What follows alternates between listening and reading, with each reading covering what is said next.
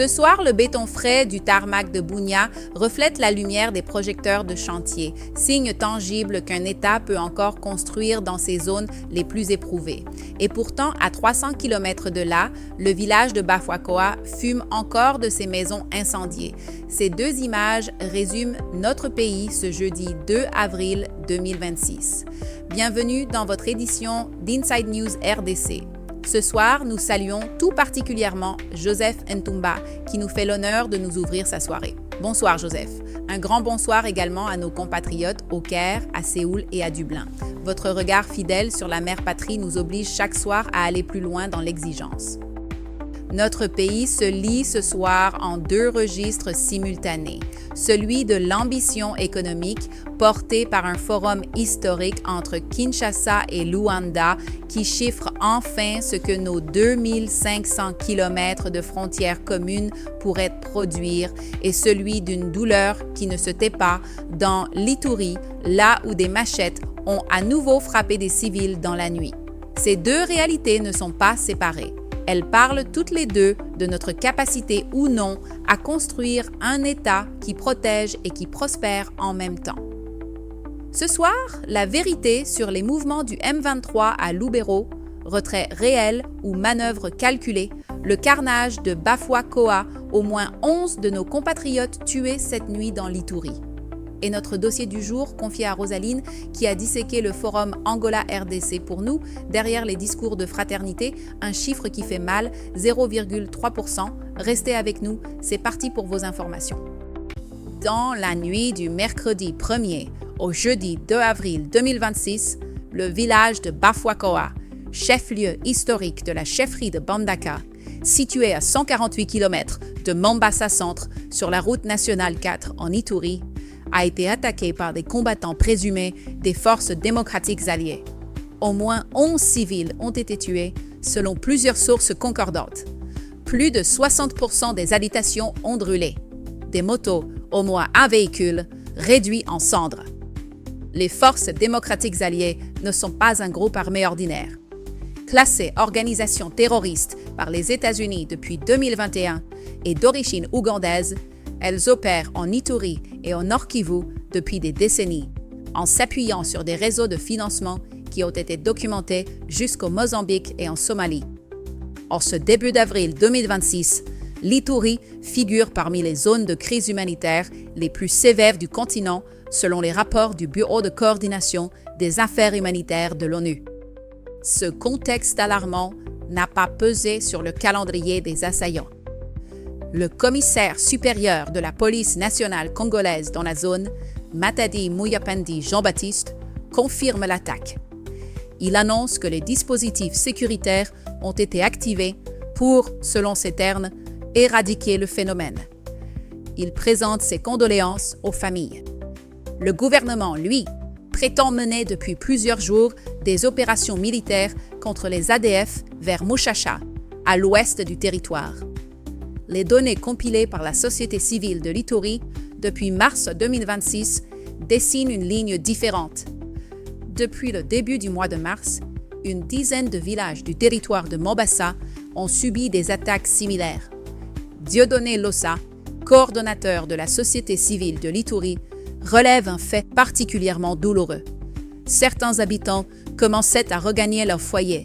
Les marchés reprenaient progressivement vie avant cette attaque. En une nuit, tout a été effacé. 6 chefferies sur 7 dans le territoire de Mombasa sont sous menace active des ADF, selon les mêmes sources.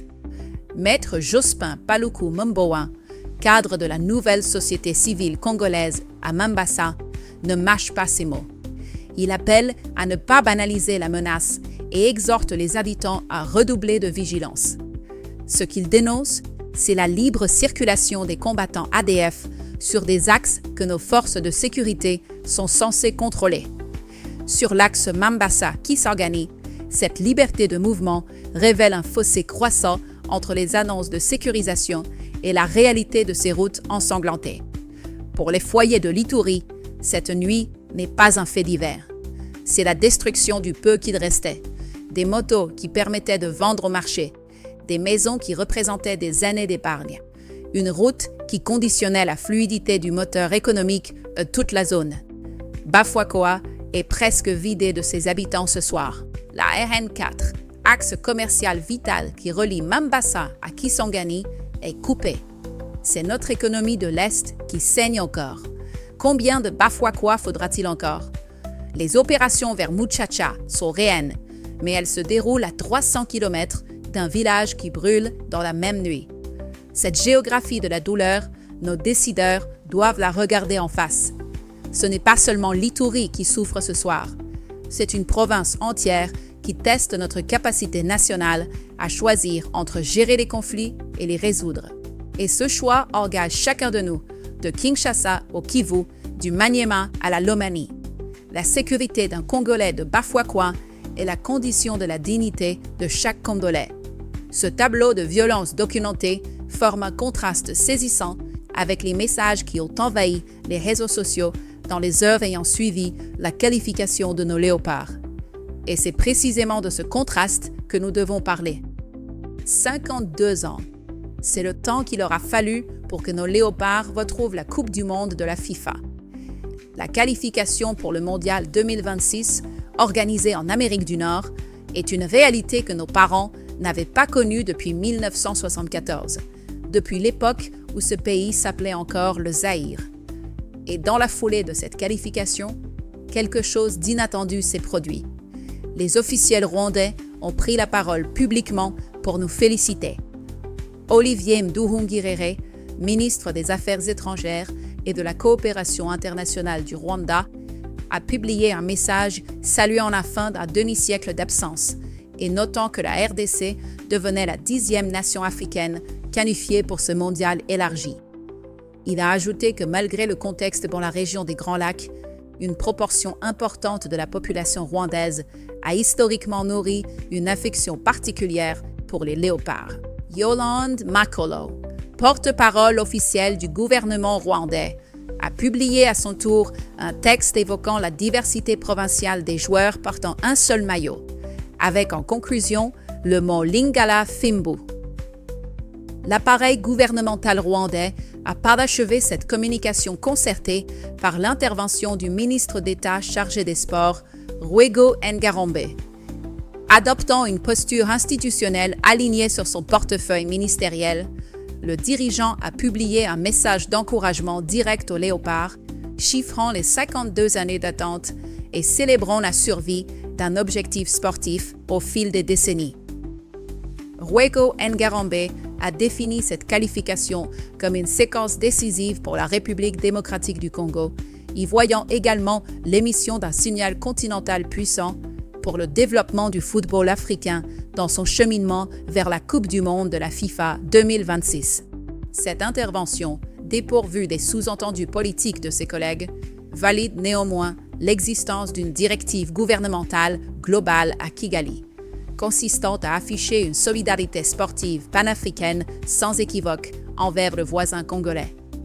Ces messages ne sont pas fictifs, et la réalité sociologique qu'ils décrivent n'est pas inventée.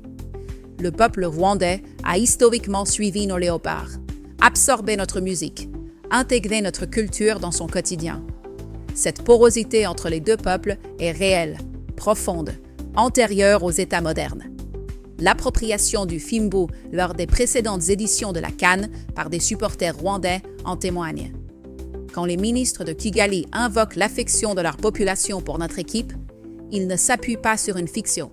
Ils verbalisent une vérité sociologique tangible. Mais l'arithmétique est sans concession. Les semaines qui voient ces messages de fraternité sportive sont aussi celles où Human Rights Watch documente des fosses communes à Uvira, où les rapports d'experts de l'ONU confirment le soutien militaire de Kigali au M23, où nos compatriotes de l'Est enterrent leurs morts dans des conditions que nous venons de décrire. La diplomatie du terrain de football et la réalité balistique du Nord et du Sud Kivu ne coexistent pas dans deux univers séparés. Elles coexistent dans le même calendrier, sur le même sol africain, à quelques heures d'avion l'une de l'autre. Ce paradoxe révèle quelque chose de plus profond encore. Le soft power congolais est d'une force que même un État belligérant ne peut ignorer. Kigali est contraint de saluer publiquement notre équipe nationale parce que sa propre population l'y oblige. C'est la reconnaissance involontaire de l'attraction culturelle d'un peuple que personne ne peut effacer derrière des lignes de front. Notre culture est notre bouclier. Notre football est notre ambassadeur. Et nos Léopards 2026 portent sur leurs épaules bien plus qu'un tournoi. Mais les exigences de la République n'ont pas changé. Le retrait effectif des troupes étrangères du sol congolais, la restauration de l'autorité de l'État dans les zones occupées, la justice pour les victimes d'Ouvira. Ces positions ne se négocient pas sur fond de fimbo. Elles se construisent à la table des droits, des traités et des responsabilités. Le mondial ouvre une route vers l'Amérique. La paix, elle, suit un autre chemin, plus difficile, plus essentiel, plus urgent. Et pendant que cette diplomatie paradoxale s'exprime sur les réseaux sociaux, une autre réalité se construit à Bunia. Et cette fois, elle est faite de béton neuf, d'équipements de navigation dernier cri et d'une promesse qui, pour une fois, a une date. Le vice-premier ministre et ministre de la Défense nationale et des anciens combattants, Jean-Pierre Bemba Gombo, a effectué ce mercredi une mission d'inspection à l'aéroport de Bunia, chef-lieu de l'Ituri. Conclusion de la visite. Les travaux de modernisation sont bien avancés. Le matériel nécessaire à la finalisation est déjà entreposé sur place et la date de livraison est fixée dans un délai de 90 jours. Un Boeing a réussi son atterrissage sur la nouvelle piste la semaine dernière. Dans les normes de l'aviation civile internationale, le concept de piste intelligente désigne une infrastructure dotée de systèmes d'aide à l'atterrissage de dernière génération. Balises radioélectriques précises, balisage lumineux adapté, système de navigation permettant un atterrissage sécurisé même par mauvaise visibilité. Ce standard est une condition préalable pour attirer les grandes compagnies aériennes régionales et désenclaver une province qui exporte des minerais stratégiques vers les marchés mondiaux, dans un espace aérien de plus en plus sollicité.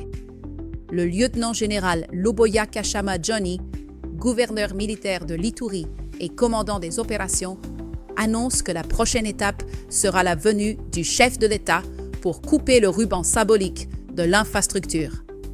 Jean-Pierre Bemba Gombo a inspecté personnellement la tour de contrôle rénovée, examiné les équipements de communication et de surveillance et tenu une réunion d'harmonisation sur site avec les cadres de la Régie des voies aériennes et les responsables de l'entreprise congolaise Mogabaon. L'enthousiasme est légitime. Mais rappelons ce que cet aéroport représentait jusqu'ici.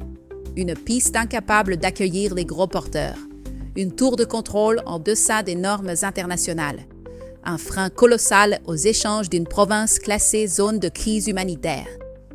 Le délai de 90 jours annoncé mérite d'être suivi avec rigueur. Le gouvernement congolais a une habitude de documenter des délais de chantier qui se multiplient. Les chiffres de la semaine prochaine et du mois prochain parleront d'eux-mêmes. Ce qui mérite d'être relevé, c'est que l'entreprise mandatée pour rénover la tour de contrôle est une entreprise congolaise, Mogabaon. Pour les observateurs techniques sur place, c'est la preuve que l'expertise locale existe et peut répondre aux exigences des standards aéronautiques. La Régie des voies aériennes maintient un suivi technique rigoureux sur chaque mètre carré de béton coulé. C'est une réponse concrète à une question que notre nation doit continuer de poser. Pourquoi l'étranger ferait-il ce que nos propres bras peuvent accomplir? Pour les opérateurs économiques de l'Ituri, l'ouverture aux gros porteurs n'est pas qu'un symbole. C'est la réduction du coût de transport des marchandises, la connexion directe avec Kinshasa, la possibilité pour un commerçant de Bunia de recevoir ses produits sans rupture de la chaîne logistique. Pour nos compatriotes qui portent l'économie informelle sur leurs épaules dans les marchés de la ville, un aéroport qui fonctionne, c'est une mobilité nationale retrouvée. Le gouverneur Luboya Kashama a fait un parallèle audacieux avec la qualification récente des Léopards et la performance d'Axel Touanzebe qu'il appelle à réconcilier avec la population iturienne pour en faire un symbole de cohésion. Cette symbolique est belle. Elle mérite d'être à la hauteur du béton qui séchera dans les semaines à venir. Ce que l'Ituri mérite, c'est la continuité de la présence de l'État, pas seulement le jour de l'inauguration. Ces travaux sur le tarmac de Bunia s'inscrivent dans une ambition plus large, celle de connecter notre pays à ses voisins et au monde. Et justement, à Kinshasa aujourd'hui, un forum de 2 jours entre la RDC et l'Angola chiffre ce que nos frontières les plus longues pourraient vraiment produire. C'est le dossier du jour. Rosaline, tu as passé cette journée à analyser ces assises. Dis à nos auditeurs ce que les chiffres ne cachent plus. Bonsoir à tous nos auditeurs et tous ceux qui seront branchés à Inside News RDC. Ce forum, en surface, ressemble à une rencontre institutionnelle de plus. Des discours soigneusement rédigés, des ateliers techniques, des poignées de main photographiées sous les lustres du Gold Tulip de Kinshasa. Mais si on regarde les chiffres, ils sont suffisamment éloquents pour changer notre regard sur ce que nous faisons, ou plutôt sur ce que nous ne faisons pas, avec nos 2511 km de frontières communes avec l'Angola. Commençons par là. Le commerce formel entre la RDC et l'Angola s'établit à environ 600 millions de dollars par an, dans un espace économique combiné de 170 millions d'habitants, avec un produit intérieur brut nominal combiné de 190 milliards de dollars. Ce commerce formel représente à peine 0,3% de notre richesse collective. Ce n'est pas l'analyse d'un économiste critique. C'est le chiffre cité par José de Lima Massano, ministre d'État angolais et chef de la délégation de Luanda, lors de la séance inaugurale. Un aveu économique porté par notre propre partenaire. Ce que cette 3e édition tente de corriger est ambitieux sur 3 axes. La formalisation des échanges transfrontaliers d'abord, le long de ces 2511 km de frontières. Une économie informelle prospère et dynamique prive chaque année les 2 États de ressources fiscales substantielles et maintient nos petits opérateurs dans la précarité. À Lufu, comme à Kasumbalesa, des milliers de nos compatriotes commercent sans accès au crédit, sans protection juridique. La formalisation progressive de ces échanges est une promesse de dignité économique pour eux. La digitalisation des paiements ensuite. Les divergences entre le kwanza angolais et le franc congolais compliquent chaque transaction quotidienne. Les mécanismes modernes de paiement sécurisés que ce forum explore pourraient réduire les coûts de transaction et fluidifier des échanges aujourd'hui freinés par l'arithmétique bancaire. Et troisièmement, la création de projets industriels communs, une raffinerie partagée, des chaînes de valeur dans la pêche, l'énergie, les hydrocarbures. Le vice-premier ministre Daniel Mukoko Samba et la première ministre Judith Suminwa Tuluka ont martelé le même message en ouvrant les travaux. La 3e édition doit être celle de la concrétisation. Les 2 premières ont posé les bases. Celle-ci doit produire des protocoles signés et des projets actifs. Ce que les discours officiels ne disent pas assez fort, c'est ceci. Ces 2511 km de frontières sont aujourd'hui une zone de passage informelle qui enrichit des réseaux non officiels plutôt que nos 2 États. Formaliser ces échanges, c'est récupérer ces ressources fiscales pour financer nos hôpitaux, nos routes, nos écoles. Pour les foyers dans les provinces du Kwango, du Kwilu et du Congo central, ce n'est pas de la géopolitique abstraite. C'est la promesse d'un marché, d'un emploi, d'une facture d'électricité qui baisse.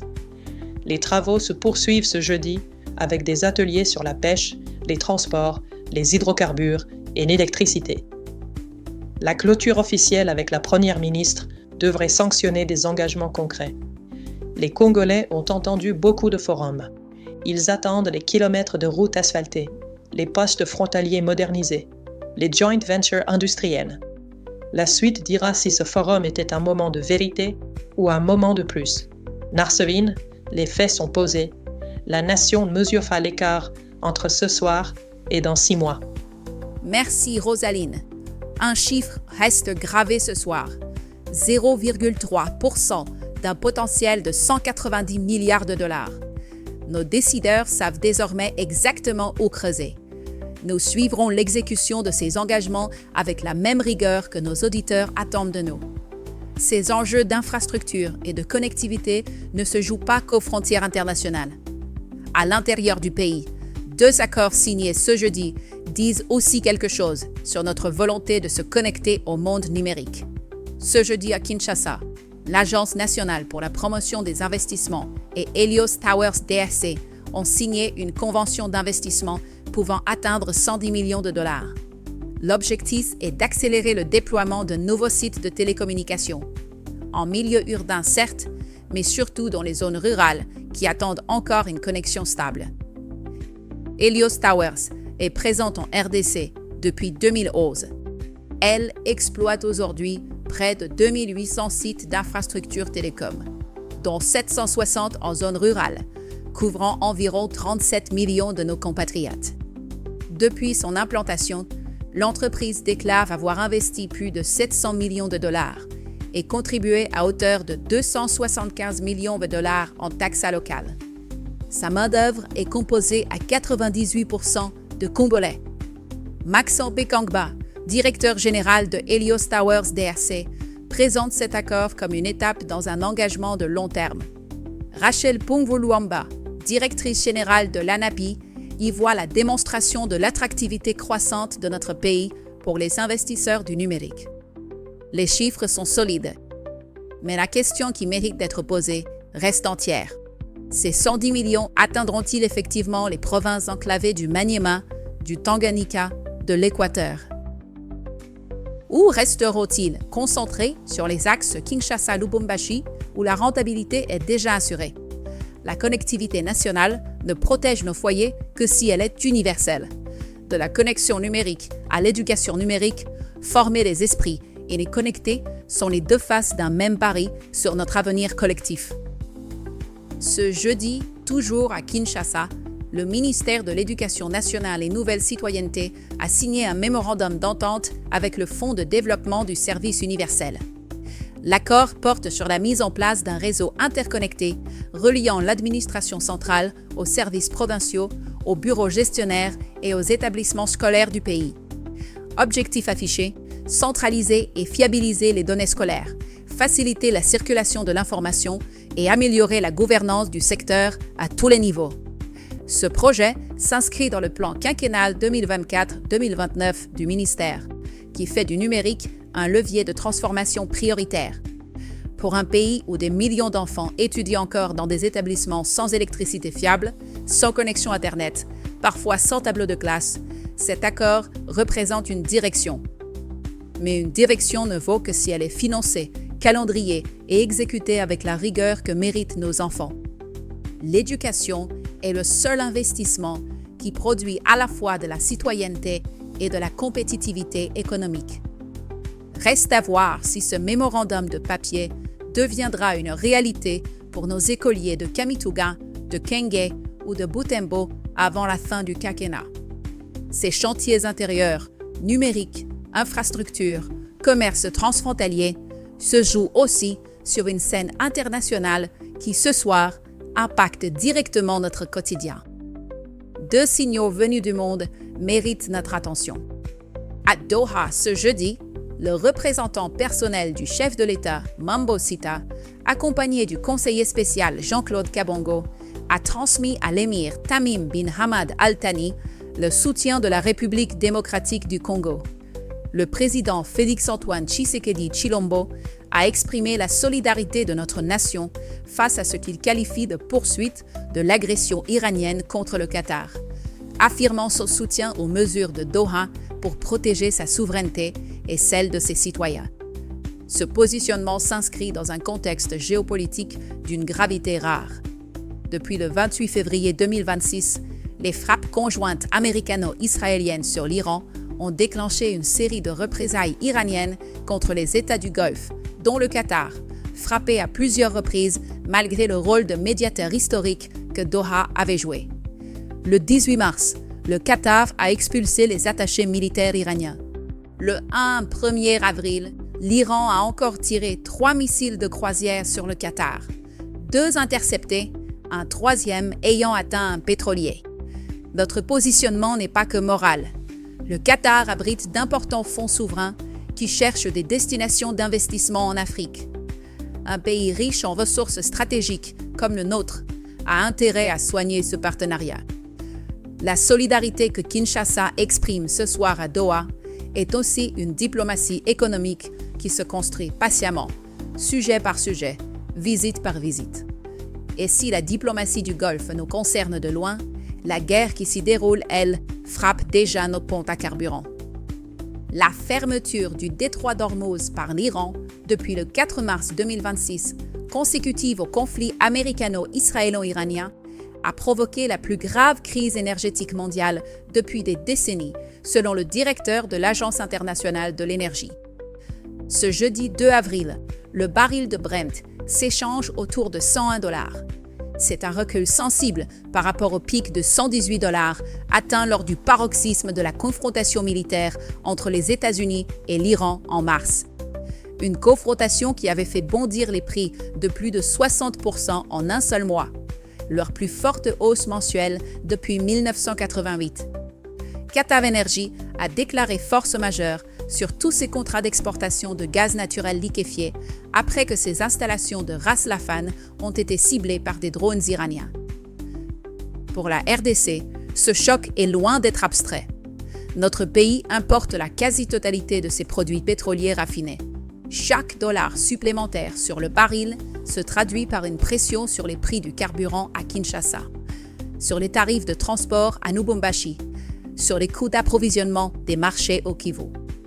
La mobilité nationale, qui conditionne chaque échange commercial de notre économie informelle, est directement exposée à cette volatilité.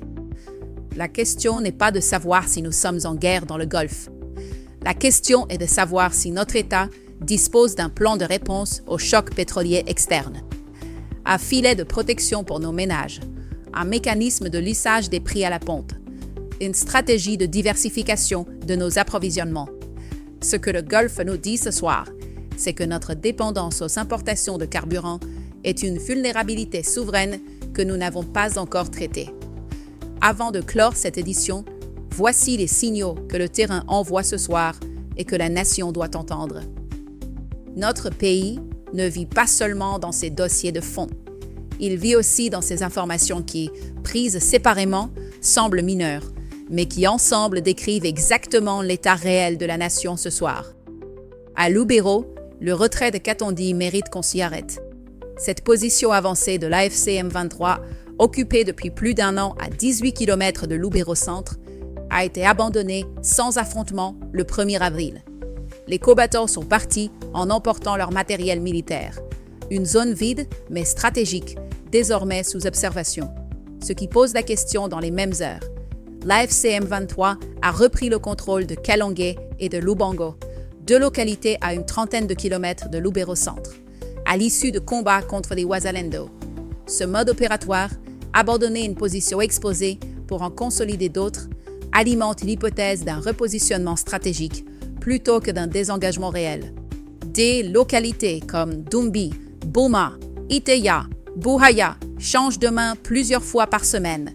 Et pendant ce temps, des éléments Wazalendo sont signalés à Kipese, Kamandidite, Kikuvo, Lunyasenge et Kirikiri, dans des zones anciennement tenues par les rebelles. La carte du Nord Kivu se dessine chaque nuit. Nos compatriotes de Lubero, eux, n'ont pas le luxe de lire cette carte depuis Kinshasa. Au bureau du Sénat, la course à la succession de Bahati Lukwebo au poste de deuxième vice-président a connu un tournant décisif. Ce mercredi 1er avril, la sénatrice Marianne Bakiele a adressé une correspondance officielle au bureau du Sénat pour retirer sa candidature. Elle invoque son attachement à la discipline de la majorité présidentielle. Le chef de l'État, Félix-Antoine Tshisekedi Tshilombo, a entériné la désignation de Norbert Bazangezi Katimtima, candidat de l'Union sacrée de la nation, et la sénatrice du Pwilu, fidèle à cette vision, se retire en conséquence.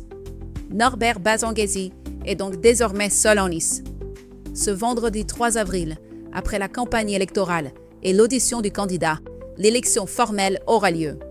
Le résultat ne fait guère de suspense. Ce qui mérite d'être noté, c'est la formulation même de la sénatrice Bakiele, qui remercie les collègues qui l'ont soutenue dans ce qu'elle appelle un combat pour la représentativité féminine au bureau du Sénat. Ce soir, nous avons traversé notre pays de l'Est à l'Ouest, du terrain aux institutions. À Bafoakoa, en Ituri, au moins 11 de nos compatriotes ont perdu la vie dans une nuit d'attaque des ADF, un bilan provisoire sur une insécurité qui exige une réponse d'État, pas seulement des condoléances. À Lubero, au Nord Kivu, le M23 AFC continue de jouer une partie d'échecs sur les corps de nos frères avec des retraits qui n'en sont pas vraiment. À Kinshasa, le Forum Angola-RDC a mis sur la table un chiffre qui devrait secouer nos décideurs. 600 millions de dollars de commerce formel sur un potentiel de 190 milliards. Et pendant ce temps, Helios Towers injecte 110 millions de dollars dans nos réseaux télécoms. Nos écoliers attendent leur connexion numérique. Norbert Bazengezi se prépare à prendre la deuxième vice-présidence du Sénat et la crise du Golfe fait déjà sentir ses effets sur nos prix à la pompe. Ce soir, je vous laisse avec cette pensée de l'historien congolais Isidore Ndaiwel et NZM. L'histoire du Congo est un perpétuel apprentissage de la survie, mais aussi de la dignité. Ces deux mots, survie et dignité, résument exactement ce que nos compatriotes de Bafoakoa, de Lubero et des marchés de Kinshasa attendent de leurs institutions chaque matin. La dignité n'est pas un luxe. Elle est la condition minimale d'une nation qui se respecte. Que Dieu bénisse la République démocratique du Congo, ses femmes, ses hommes et ses enfants du mont Rwenzori aux rives du fleuve Congo. C'était Marceline pour Inside News RDC. Je vous retrouve demain soir pour l'édition de vendredi. Bonne continuation.